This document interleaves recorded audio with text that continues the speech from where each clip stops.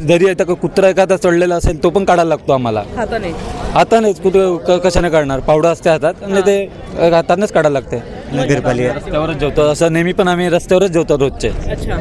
रस्त्यावर कुठे बसून कुठे पण जेवायला लागते. लहानची ऑफिस असतात ती. ग्लोव्ज देणार, आता ग्लोव्ज घालून जा. कुत्र्याला किडे पडलेले असते सगळे, ते कसा उचलायचा कामगारांनी असं आहे. पण लेडीज आहे सगळे, त्यांना कॅन्टीन वगैरे कुठे बसून जेवायचं आहे, ते सगळी काहीच व्यवस्था नाही. पालिकेवर भाजप आली तर वाटतं काय होईल? आमदाराने पण विशेष घेतला होता की मी नगरपालिकासाठी कामगारासाठी काय ना काय करणार, आवाज उचलणार. आता बघूया ते काय करणार मॅडम. काही लोक बोलतात की आम्ही कॉन्ट्रॅक्टमध्ये आहोत, तर काही लोकांना धमक्या दिल्या जातात दुसऱ्या युनियनतर्फे, तर त्याच्यासाठी ते लोक आलेले नाही आहेत. काही कामगार आम्ही आलेलो आहोत आमच्या हक्कासाठी.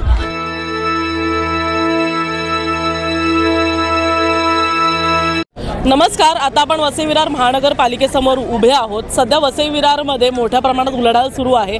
कालच्या दिवसामध्ये जेव्हा आयुक्तांवर ईडीची कारवाई झाली त्याच्यानंतर बरेच बदल जे आहेत वसई विरारमध्ये झाले. अनेक लोकांच्या मनात दहशत आहे. परंतु एक असा वर्ग आहे जो वर्ग गेल्या किती आयुक्त येऊ दे, सत्ता बदलू दे, वर्गाच्या कोणत्याही परिस्थितीमध्ये फरक येत नाही. तो वर्ग आहे सफाई कर्मचाऱ्यांचा. एकदा आपण इथे कॅमेरा फिरवाल तर आपण बघाल जवळपास इथे 100 ते 200 सफाई कर्मचारी असतील. आणि जेव्हा 2023 यांनी मोर्चा काढला होता तेव्हा 2023 देखील यांची परिस्थिती हीच होती. आणि आज 2025 सुरू आहे, अर्ध संपलेलं आहे, तरी देखील यांची मागण्या तेच आहेत, परिस्थिती तेच आहे. सरकार बदललं, सत्ता बदलली वसई विरारमध्ये, परंतु कुठेतरी अजूनही यांच्या परिस्थितीमध्ये बदल येत नाही आहे. एका बाजूला असं म्हटलं जात आहे की सत्ता परिवर्तनानंतर जे आहे ते प्रत्येक वर्गाची परिस्थिती बदलेल, परंतु आज ह्यांना जे आहे ते विविध मागण्यांसाठी जे आहे ते मोर्चा काढावे लागतात. आपण जाणून घेऊया यांच्या मागण्या काय आहेत आणि नेमकं यांना आता प्रशासनाकडून काय हवं आहे. काय सांगाल, काय मागण्या आहेत तुमच्या? म्हणजे समान काम समान वेतन, त्यासाठी आतापर्यंत किती मोर्चे काढले तुम्ही? आता तरी 3-4 झाले मोर्चे, तरी पण अजिबात काहीच. प्रत्येक मोर्चा एवढाच मोठा असतो? मोठाच असतो. 2014 मध्ये काढलेला, तेव्हा ते 19 नंतर ते काढतच आहेत आम्ही, तर पण काहीच त्याच्यावर प्रशासन लक्षच देत नाही. का लक्ष देत नाही, काय कारण असेल? काय तर त्यांना माहीत कसं काय लक्ष का नाही. दरवर्षी प्रशासनाचं बजेट जे आहे ते वाढत जातं, परंतु सफाई कर्मचाऱ्यांचं लक्षच नाही त्याच्यावर. फक्त कामं करून घेतात. काय म्हणजे आता कामं करून घेतात. पावसाळा सुरू झालेला आहे, खूप कामं असतात, म्हणजे घाण काढणं काढायला लागते. तर काय कामं करता, म्हणजे कोणत्या ह्याच्या लेवलपर्यंत जाऊन तुम्ही कामं करता? आम्ही सगळं म्हणजे जरी आता कुत्रा एखादा चढलेला असेल तो पण काढायला लागतो आम्हाला हातानेच. कुठे कशाने काढणार, पावडा असते हातात आणि ते हातानेच काढायला लागते. मशीन आलेली आहे पण तरी पण अजून मशीनीचं काहीच मशीन काय गाळ काढते, फक्त पावड्याने काढायलाच लागतो आम्हाला. गटारात उतरून गाळ काढायला लागतो. बोला बोला. नाही, सर्व सुविधा सरकारने दिला, मग महानगरपालिकेने द्यायला पाहिजे. सर्व सुविधा त्या भेटत नाही, त्यासाठी आता जसं चेंजिंग रूम झालं, टॉयलेट झालं, या व्यतिरिक्त असे काय सुविधा आहेत ज्या तुम्हाला वाटतं मिळायलाच पाहिजे? ते मिळायलाच पाहिजे. सर्व पाण्याची व्यवस्था नसते, पुढे बाथरूमची व्यवस्था नसते, मध्ये बाहेर जाऊन करावं लागते. त्या काही व्यवस्था नाहीत नगरपालिका. रस्त्यावरच जेवतो असं नेहमी, पण आम्ही रस्त्यावरच जेवतो रोजचे. रस्त्यावर कुठे बसून कुठे पण जेवायला लागते. लहानची ऑफिस असतात ती. कुठे पण जेवायला लागते. नाही हात धुवायला पाणी, नाही बाथरूमला. आमची लेडीज कंपनी असते, त्यांना नाही चेंज करायला कपडे, चेंज करायला रूम वगैरे नाही, काहीच नाही. तुम्हाला विचारेन, काय सांगाल आता काय परिस्थिती आहे आज सफाई? यांनी जे बोललं खरं आहे. रस्त्यावर कुठे हात धुवायला काय व्यवस्था नाही, जेवायला कुठे बसायचा ते पण काय व्यवस्था नाही. टायमावर ग्लोव्ज काय भेटत नाही. काय आम्हाला ग्लोव्ज आहे गाडीवर, कधी दिले काय कुत्रा उचलायचा आहे, आता कुत्रा उचलायची वेळ आली तेव्हा ग्लोव्ज देणार, आता ग्लोव्ज घालून जा. कुत्र्याला किडे पडलेले असते सगळे, ते कसा उचलायचा कामगारांनी असं आहे. पण लेडीज आहे सगळे, त्यांना कॅन्टीन वगैरे कुठे बसून जेवायचं आहे, ते सगळी काहीच व्यवस्था नाही. कधी मृतदेह उचलावे लागतात तुम्हाला? कुठे रस्त्यावर कुत्रा मेलाय, नाईटला आम्ही नाईट शिफ्टला असतो, कुठे रस्त्यावर कुत्रा मेलाय, कुठे पण चालमध्ये मेलाय, तरी पण आम्हाला जायचं लागतो ना, कंप्लीट आधी जायचं लागतो आम्हाला. कधी असं झालंय की पाणी भरलेलं असतं जेव्हा नाले बिल्यांमध्ये, आणि अनेकदा असं होतं की चेंबर जे आहेत ते मशीनने साफ केलं जात नाही, तुम्हाला मशीन कुठे, मशीन येत नाही, आम्ही त्याच्या उतरून फावड्यांनी काढून सगळा गाळ काढतो. मशीन आहेच नाही ना, मशीन कधी येतात? ग्लव्स सारख्या गोष्टी देण्यासाठी का महानगरपालिका इतकं म्हणजे वेळ लावते काय? आता ते ठेकेदारला माहित ना, नगरपालिका ठेकेदारला बोलते, ठेकेदारला माहित ना, तर कशाला एवढा वेळ कशाला लावतात? ठेकेदार बदल्यामध्ये पैसे खात असेल असं म्हणजे स्पष्टपणे तुम्ही सांगू शकता का? आता मी कसा ते सांगणार, नगरपालिकेला पण ते कळलं पाहिजे ना, ठेका खातो का काय नाही खात, ते नगरपालिकेला पण कळलं पाहिजे ना. किती वर्ष आहात तुम्ही आता सफाई कर्मचारी? मला 12 वर्ष झाले. आणि पगार तितकाच आहे अजून? हां, थोडा DA काय वाढला आहे, पण तेच 19,000 पगार, 19,500 असते. 19,000 तुम्हाला वाटतं पुरण्यासारखं आहे? आता मॅडम कसं पुरणार तेच बोला ना. साहेबांनी एक हिशोब दिला आहे ना, 4,000 रॅशनला. जर माझ्या मुलगीचा पोरांचं लग्न आला, जरा मी काम करतोय तर माझ्या हातात काय वाचणार नाही, मला कर्जा घ्यायला लागेल लोकांचा. ते कर्जा कसा फेडायचा मग? तुम्हाला विचारेन, आज काय किती वर्ष काम करताय? 1 वर्ष. 1 वर्षच झालंय. तर किती लोक आहेत घरामध्ये? घरामध्ये 4 जण. पगार 19,000. पुरतो 19,000? नाही. मग काय वाटतंय एका वर्षामध्ये, असं काय वाटतंय की बदल झाले पाहिजे? 1च वर्ष झालंय तुम्हाला काम करून, ह्या लोकांना जवळपास 10 वर्ष झालेली आहेत. 30 वर्षाचे माणसं. 30 वर्ष झालेली आहे. 23 वर्ष. मलाच पगार पुरत नाही तर त्यांना तर कसं पुरेल? नक्की. हा. मग काय सांगाल आता, इथे 1 वर्षामध्ये तुम्ही आता मोर्चासाठी आलेला तर काय सांगाल? काय वाटतं काही होईल? काय झालं मिळेल? तर चांगलीच गोष्ट आहे. पण काय मिळालं पाहिजे? झालं तर काय चांगला पाहिजे? पगार वाढला पाहिजे, सर्व सुख सुविधा झाल्या पाहिजे.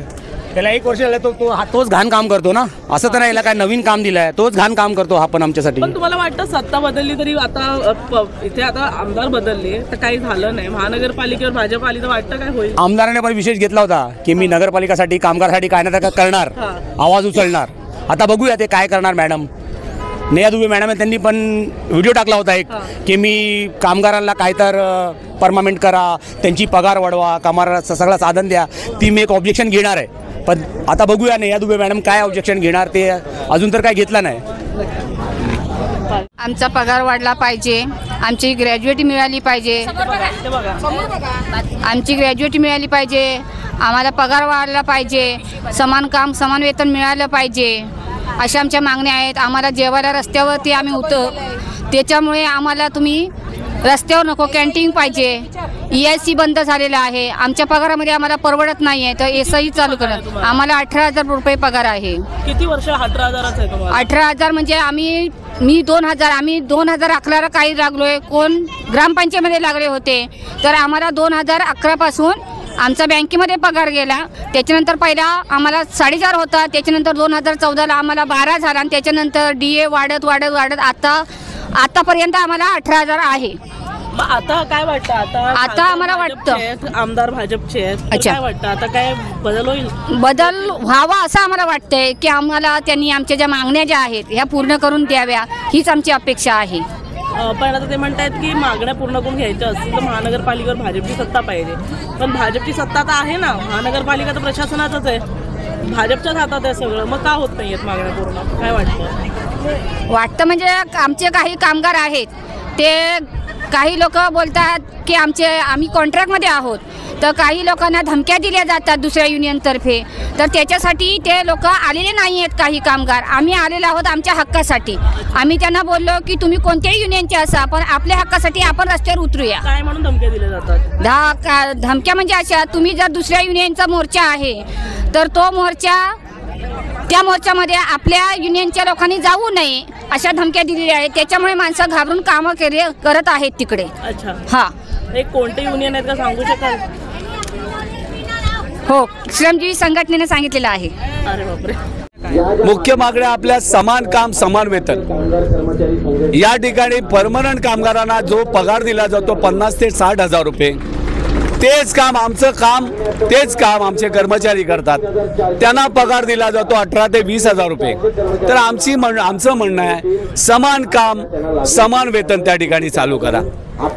दुसरी मागणी आमची आहे 15 ते 20 वर्ष कर्मचाऱ्यांना ज्यांना झालेली आहेत त्यांना परमनंट करा, कायमस्वरूपी करा. मुंबई महानगरपालिकेने 8,000 कंत्राटी कामगारांना परमनंट केलं.